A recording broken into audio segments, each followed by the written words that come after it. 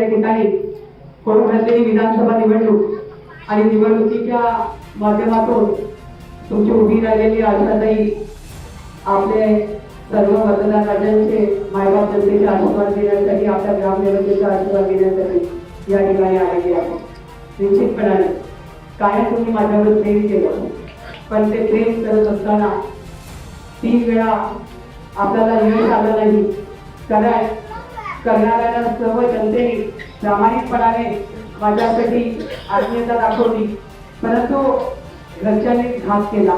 कोणताही विरोधक आशाताईला पाडू शकत नाही, तेवढी त्याची अवकात नाही. परंतु जेव्हा घरातलेच मला ताई म्हणणारे माझेच असणारे भाऊ, जे प्रत्येक सेनापती प्रत्येक विभागाचा, ते जेव्हा शेवटच्या महिन्यात शेवटच्या काळात त्रास देतात, उदाहरण सगळेच घेता येईल. मग ओतूर पट्ट्यामध्ये घ्या, आळ्यापाट्याला घ्या, बेल्याला घ्या, नारंगावला घ्या, प्रत्येक ठिकाणी जुन्नरला घ्या, ह्या सगळ्यांनी सुपाऱ्या बांधल्या असते आणि म्हणून त्या सुपाऱ्या आपल्याला नव्हत्या. नाहीतर आपला विजय 9 सालीच झाला होता. 73,000 मतदान आपण घेतलं होतं. त्या काळात तर माझी आणि वल्लभपेंच्यांची समोरासमोर लढत होती. 7व्या फेरीपर्यंत माणूस बंगल्याच्या बाहेर निघायला तयार नव्हता, कारण त्यांना वाटत होतं की सगळं संपलेलं आहे आणि सगळ्यांनाच वाटलं होतं का विजय आपला पक्का आहे. पण त्यावेळी सुद्धा पक्षाने केलेली चूक की पक्षाच्याच नेतृत्वाने पैसे खाऊन त्याला एबी फॉर्म दिला शरदला, आणि नंतर तो मोठ्या साहेबांनी बाळासाहेब ठाकरे यांनी त्यांची अनुयायी आहे, मी त्यांची असे मुक्त आहे. त्यांनी रात्रीच्या 1:30 वाजता मला एबी फॉर्म दिला. मला बंगल्यात वरती बोलवून त्या ठिकाणी मला एबी फॉर्म हातात दिला. पण तोपर्यंत ह्यांनी दुपारपासून फोन करत होते पक्षाची लोक, पण याने इकडे फॉर्म भरून टाकला होता. आणि ती नाराजी आपल्याला इतकी भोवली की तो गाडी बदलून प्रत्येक ठिकाणी जाऊन सांगायचा का पाडा पाडा पाडा, तरी सुद्धा लोकांनी 73,000 मतदान आपल्याला दिलं. मला तर त्याच्या पुढे जाऊन सांगायचंय की जोपर्यंत पक्षामध्ये असे लोक असतील तोपर्यंत कधी महिलेला न्याय मिळणार नाही. 14 साली सुद्धा 4.5 वर्ष 4.5 वर्ष हे पुढे दिसत नाही, आणि शेवटच्या 2 महिन्यात मला लढायचं असा होगा करणारे हे सगळे मला ताई म्हणणारे आणि माझ्याकडून कामं करून घेणारे हेच मला त्रास देतात. आणि त्या 14ला सुद्धा रात्रीच्या 1 वाजता युती तुटली. युती तुटल्यानंतर वरती साहेबांनी मला सुरुवात उभारायला बोलवलं. रामशेठ गावडे शहाणे झाले, त्यांनी तिकीट नाही घेतली, त्यांनी एबी फॉर्म नाही घेतला. ते म्हणले युती तुटली, लढायचं नाही. आम्हा दोघींना वरती बोलवलं, आमच्या हातात एबी फॉर्म दिला. मी सांगितलं मिलिंद नार्वेकरांना की साहेबांना सांगा ते खाली नाराज मंडळी आहे त्यांना वरती बोलवा, सत्ता येणार आहे, त्यांना सांगा तुम्हाला पण आम्ही काहीतरी देऊ, तर माझं काम होईल, नाहीतर मला त्रास होईल. ते म्हणले का मिलिंद नार्वेकर काही तुम्ही आता इथं अटॅच करू नका, आम्ही बघतो ते. मागच्या दाराने आम्हाला दोघींना बाहेर काढलं, ताईला पण आणि मला पण, आणि गाडीत बसायला सांगितलं, जायला सांगितलं. लगेच नेता दादाने लगेच इकडे आले, बरोबर ना बाबूशेठ, भाजपचा एबी फॉर्म घेतला आणि तिथे आपल्यामध्येच जुळी झाली. त्याचा फटका बसला. परत मी 2ऱ्या क्रमांकावर गेली, आता मताची विभागणी झाली. हे तुम्हाला मी सांगायला नको, तुम्ही सगळे जाणकार आहात. परंतु 19ला काही कारण नसताना एवढं काम करून सुद्धा एका महिलेला हकालपट्टी करण्यासाठी शरद सोनवणे आणि आढळरावांनी माझ्यासाठी ताकद लावलेली माझी हकालपट्टी केली. एखाद्या महिलेला हकालपट्टी करून काय साध्य केलं? त्याच्यानंतर सुद्धा मी वर्षभर वाट पाहिली का तर बाळासाहेब पाटील सगळे प्रयत्न करत होते की ताई पुढे जाऊ नये, ताई परत पक्षाचं जावं.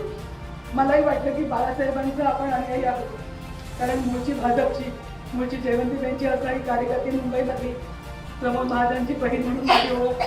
परंतु तालुक्यात आल्यानंतर तुमच्यासोबत शिवसेनेच्या चिन्हावर लढली आणि ज्या पक्षात राहिली त्या पक्षात युतीमध्ये कायम मी युतीचा धर्म पाळला.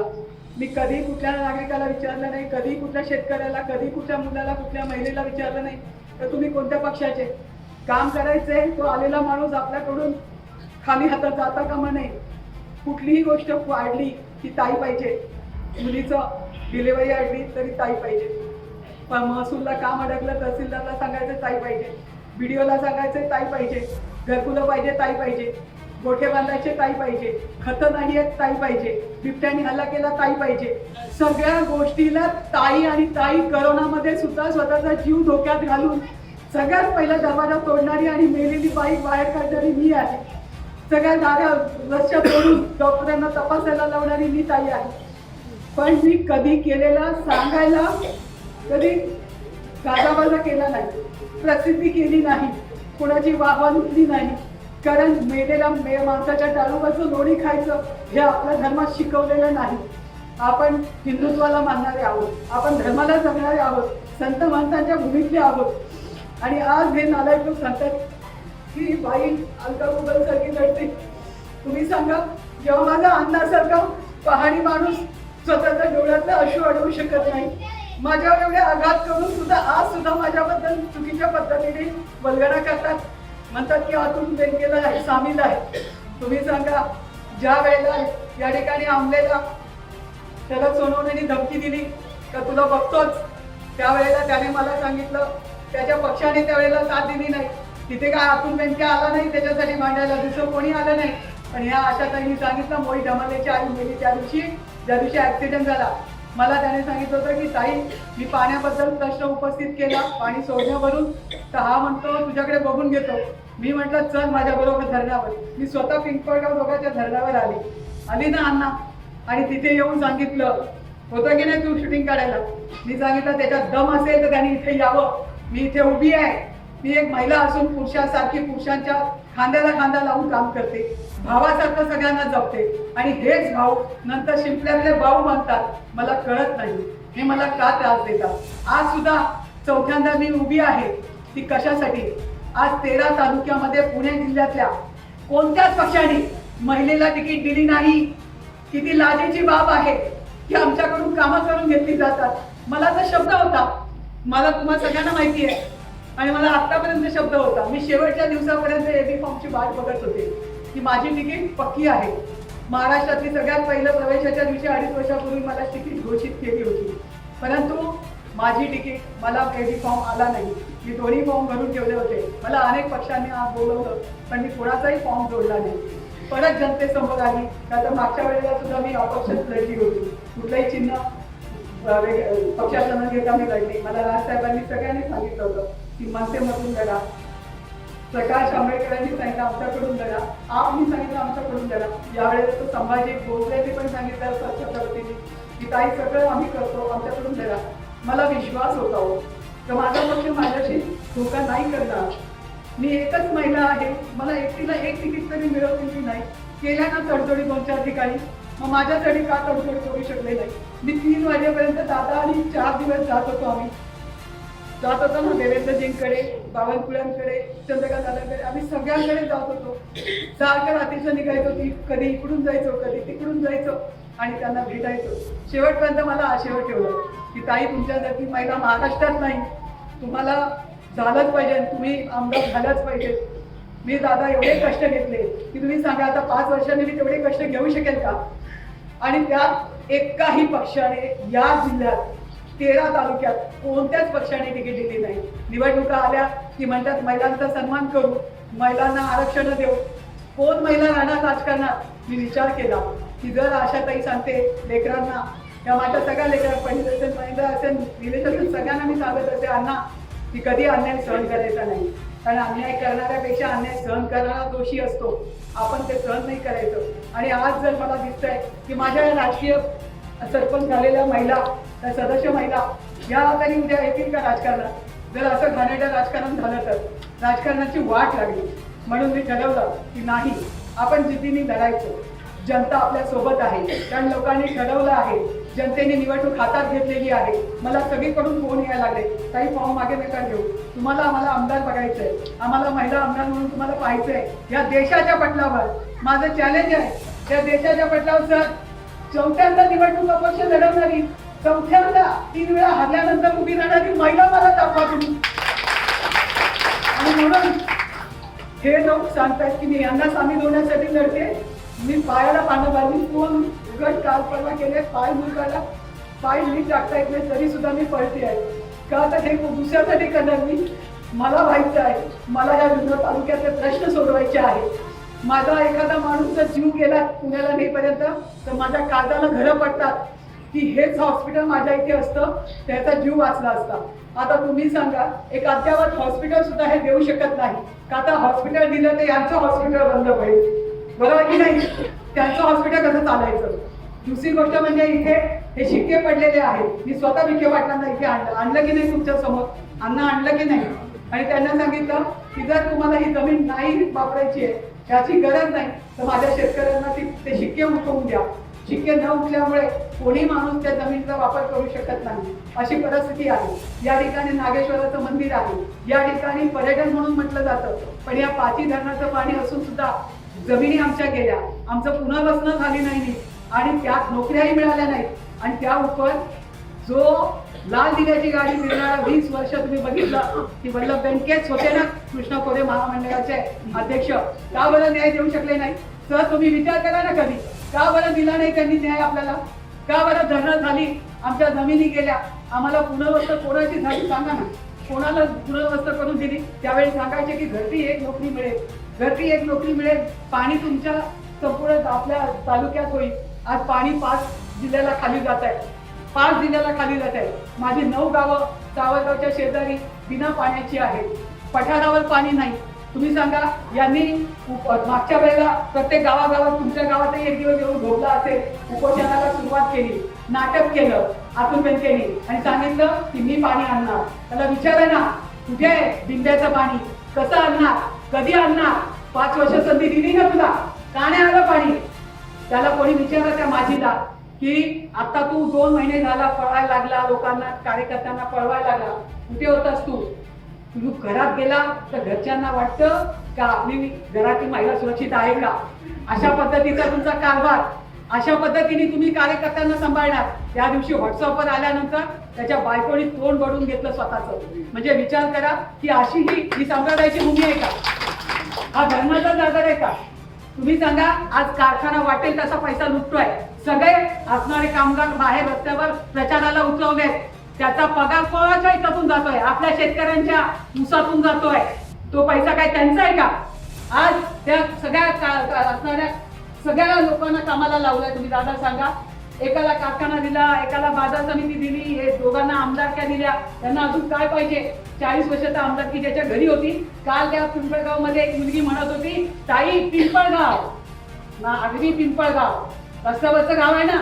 ती पोरगी म्हटली, आम्हाला सगळ्या कॉलेजच्या विद्यार्थ्यांना 2 किलोमीटर चालून जावं लागतं. जर तुमच्याकडे आमदारकी असताना, तुमच्याकडे मंत्रीपद असताना तुम्ही एक एसटी चालू करू शकत नाही शेजारच्या गावात, ही तुमची अवकात? अशा पद्धतीने तुम्ही आम्हाला जनतेला बघणार? हे जनतेचे सेवक नाही, मालक झाले. आणि याला कारण आपणच भावूक होतो, आपणच भावून जातो, आपणच बळी पडतो. हे सांगतात काय त्या मावळांमध्ये करायचं? वल्लभ बेनके तर नेहमी म्हणायचे, तुम्हालाही माहिती आहे की त्या मावळावाल्यांना शेवटच्या दिवशी चपटी आणि मटण दिलं का झालं का? बरोबर का चूक आहे का माझं? आणि आल्याबरोबर म्हणणार का रे यांच्या गावात किती मतदान झालं? सरपंच बरोबर का चूक? बघायचे ना, म्हणून नाना बरोबर का? मग असं राजकारण हे करणारी लोक. एकदा मला का व्हायचंय, एकदाच व्हायचं, मी परत सोडायला येणार नाही तुम्हाला का मला आमदार करा. मला 5 वर्ष फक्त राहू द्या. मी राजनेता कसा असतो, तो जनतेचा सेवक असतो. त्याने जनतेची सेवा करायची असते, जनतेचे प्रश्न सोडवायचे असतात. सगळ्यांना ताई, मग आमदारकीला का नको ताई? का नको? काय पाप केलं आम्ही? का बरं महिला झाली पाप झालं? ज्या आईच्या पोटी तुम्ही जन्म घेतला, ज्या बाईच्या पोटी तुम्ही जन्म घेतला, त्या बाईच्या अस्तित्वाला तुम्ही नकार का? आणि एकीकडे खिल्ली उडवता तुम्ही. यांच्या पाठीमागे राजकीय वसा आहे. सोन्याचे चमचे तोंडात घेऊन जन्माला आले. यांना तुमची जाण राहणार आहे? हे तुमच्यासाठी काही करणार आहे? डोक्यातून काढून टाका.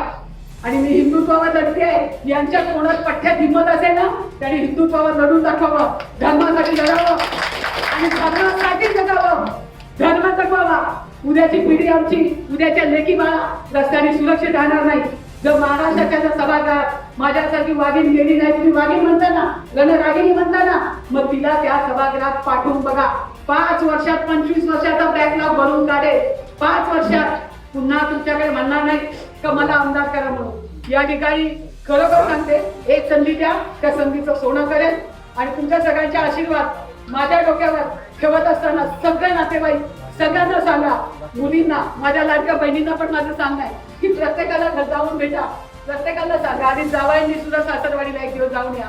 जावयाचं खूप ऐकलं जातं, त्यांनी फक्त सासरवाडीला सांगायचं या वेळेला एकदा माझ्या ताईचा सन्मान करा, या वेळेला एक महिलेची अस्मिता जपा. म्हणजे निश्चितपणाने आपला येणारा काळ सुखाचा होईल, आपला येणारा काळ सुखाचा होईल. आणि ते करायचं असेल तर निश्चितपणे आपल्याला 20 तारखेला जसं आत्ताच महेंद्र या ठिकाणी म्हणाला की आपला आकडा किती शुभ आहे, 5 नंबरचा आकडा आहे, 5 नंबरचं बटन आहे आणि आपल्याला 23 तारखेला निर्णय लागणार आहे. 23 तारीख हे देखील 2 आणि 3 5 आहे. मतदानाचा दिवस, मतदानाचा नंबर 5वा आहे. निशाणी कुकर आहे, जी इतकी सोपी आहे की सकाळ संध्याकाळ घरात कुकर शिवाय बाई काहीच करू शकत नाही. त्यामुळे तुम्ही सगळ्यांपर्यंत पोहोचा. माझे हात जोडून विनंती आहे सगळ्यांना, तुम्ही सगळ्यांपर्यंत पोहोचून मला सांगा.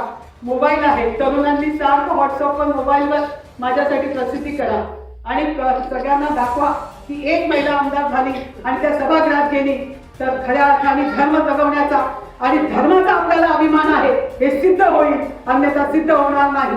नुसती कीर्तन प्रवचन करतो असं लोक म्हणतील, कारण मी जर धर्मासाठी उभी राहिली आहे, कोणी हिंमत करत नाही, पण मी सांगते होय, मी हिंदू धर्मासाठी, मी माझ्या धर्मासाठी, माझ्या सगळ्या कीर्तनकार प्रवचनकारांसाठी, त्यांच्या उद्याची पिढी चांगली घडवण्यासाठी मला धर्मासाठी लढायचंय, मला धर्मावर लढायचंय, मला विकासासाठी लढायचंय. या तालुक्यातले सगळे प्रश्न मग दाया घाट फोडायचा आहे. सगळ्या नाशिवंत मालाचे आपण धनी आहोत. या ठिकाणी असणाऱ्या छत्रपतींच्या जाण्याचा जोपे सुद्धा मी गडकरीकडे जाऊन मंजूर केला, त्याचा सुद्धा करार केला. 2 दुसरा नंबर आहे आपला. हे आमदार आहेत, हे आमदार होते, यांनी कधी प्रयत्न केला?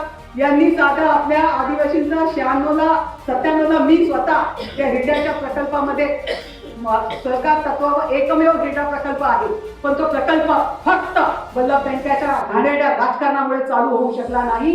तो चालू होऊ दिला नाही का तर हे सदन झाले, यांच्याकडे पैसा आला तर हे आपल्याला भीक घालणार नाही, म्हणून त्या कायम राजकारण करत राहिले. त्यांनी कधी ते होऊ दिलं नाही. पण तुम्ही मला संधी दिल्यानंतर तो सुद्धा मी चालू केल्याशिवाय एका वर्षाच्या स्वस्त बसणार नाही, दारात घाट फोडल्याशिवाय राहणार नाही. या ठिकाणी असणाऱ्या आपल्या पाचघर ते पाचघरचे वायजी माझ्याकडे सारखे येतात आणि तिकडून पिचडांचा मुलगा सुद्धा सांगतो की ताईला इकडून घ्या, मी तिकडून, आपण तो मधला रस्ता रोडून टाकूया 2 जिल्ह्यांचा. तो सुद्धा काम आपल्याला करायचं आहे. या ठिकाणी एक अद्ययावत हॉस्पिटल सुद्धा उभं करायचं आहे. कुणाचा जीव जाऊ नये असं सेंट्रल प्लेसवर एक चांगलं हॉस्पिटल, अद्ययावत हॉस्पिटल उभं करायचं आहे. कारण माझ्या कुठल्याही शेतकऱ्याचा, गरीबाचा जीव जाऊ नये, माझ्या महिलेला कुठे त्रास होऊ नये, या सगळ्या गोष्टी घडवून आणायच्या आहेत. अनेक स्वप्न मी पाहिली. पर्यटन तालुका कसा असावा, पर्यटनामध्ये महिलांना कसा न्याय मिळेल, त्यांना हाताला रोजगार कसा मिळेल, माझ्या तरुण बेकार असणाऱ्या रोजगारांना, बेरोजगारांना रोजगार कसा मिळेल, या सगळी स्वप्न मी पाहिली आहे. आणि म्हणून त्याच्यासाठी मी पुन्हा संधी मागणार नाही. ज्याला करायचं ना, मी आता सांगितलं तर जसं या फोनवर हातात फोन असेल, या फोनवरून मी अधिकाऱ्याला ज्या पद्धतीने सांगते की माझा माणूस तिथे येतोय, त्याचं काम कर, माझ्या शेतकऱ्याचं काम कर, त्याच पद्धतीने हे 5 वर्ष मला खूप झाली. 5 वर्षात ही सगळी कामं मी मार्गी लावू शकते, हा विश्वास मला आहे. मी हनुमंतरायाच्या मंदिरात तुमच्या समोर आहे आणि म्हणून मला एक संधी द्या. एक संधी मागते, एक महिला या जिल्ह्यामध्ये एक संधी मागण्यासाठी उभी राहिली आहे आणि तिचं निशाणी आहे कुकर. 20 तारखेला कुकर ह्या बटनावर 5 नंबरचं बटन दाबून आपण प्रचंड बहुमताने मला विजयी कराल, हा विश्वास मला कराल ना नक्की तुम्ही? मग जोरदार टाळ्या होऊन